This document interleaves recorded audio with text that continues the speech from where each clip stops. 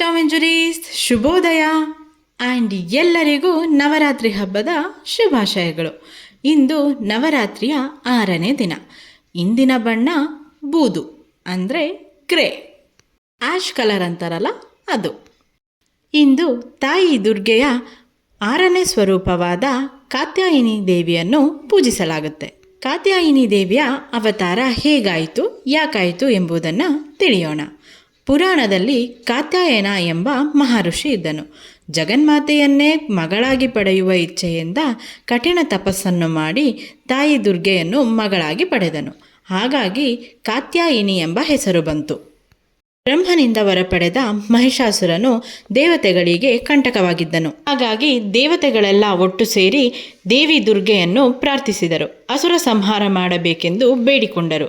ಹೀಗೆ ದೇವಿ ದುರ್ಗೆಯು ಕಾತ್ಯಾಯಿನಿ ಅವತಾರವನ್ನು ತಾಳಿ ಮಹಿಷಾಸುರನನ್ನು ಸಂಹರಿಸಿದಳು. ನಾನು ಇಂದು ಈ ತಾಯಿಯ ದರ್ಶನ ಪಡೆದು ಖುಷಿಪಟ್ಟೆ. ನಾಳೆ ಮತ್ತೆ ಸಿಗೋಣ. ಓಂ ದುಂ ದುರ್ಗಾಯೇ ನಮಃ.